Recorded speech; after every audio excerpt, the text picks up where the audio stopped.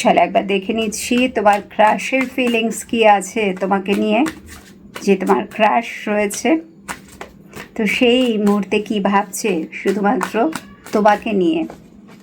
সত্যি কি কিছু ভাবছে, কিছু কি ডিসিশন নিচ্ছে, কিছু কি ঠিক করছে যে তোমার দিকে এগোবে বা না এই মুহূর্তে তো আই এম নট ইন্টারেস্টেড। তো চলো কি চলছে তোমার ক্রাশের মনের মধ্যে দেখে নিই চলো। ও মাই গড, সে তো পাগল।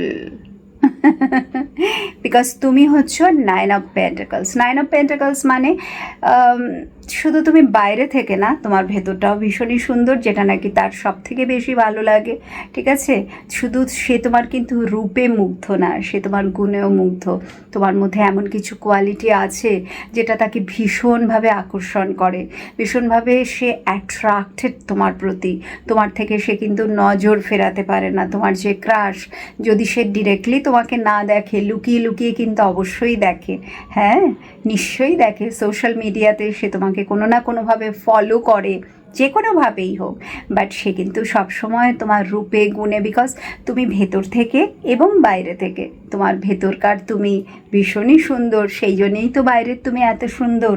আর তোমার এই সৌন্দর্যে সে পুরোপুরিভাবে পাগল।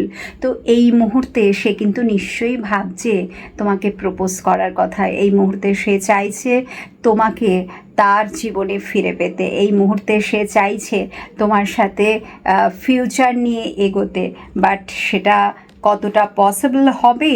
7 অফ পেন্টাকলস, ইয়েস, তার মনের মধ্যে এই কোশ্চেনগুলো আছে যে আমি তো ভাবছি, আমি তো ওর রূপে পাগল, আমি তো ওর গুণে মুগ্ধ, আমি তো ওকে পেতে চাই, বাট ও কি সেটাই চায়?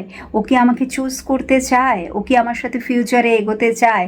তো সে এগোবো কি এগোবো না, যদি তুমি মুখের ওপর না করে দাও, যদি কিছু কথা বলো যেটা নাকি ভীষণই ইনসাল্টিং, সে হয়তো নিতে পারবে না। বিকজ তোমার এই যে ক্রাশ, তার এনার্জিটা এটাই যে যদি কিছু বলে দেয়, যদি না করে দেয়, তো সেটা তো নেওয়া যায় না, না?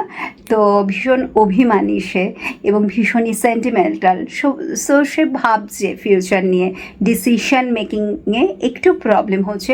But I think maybe within 6 to 9 months সে যেই হোক তোমার ক্রাশ, সে কিন্তু তোমার জীবনে আসছে। একটা অ্যাকশন তো সে ইমিডিয়েটলি নেবে। ইমিডিয়েটলি মানে 6 to 9 months মধ্যে।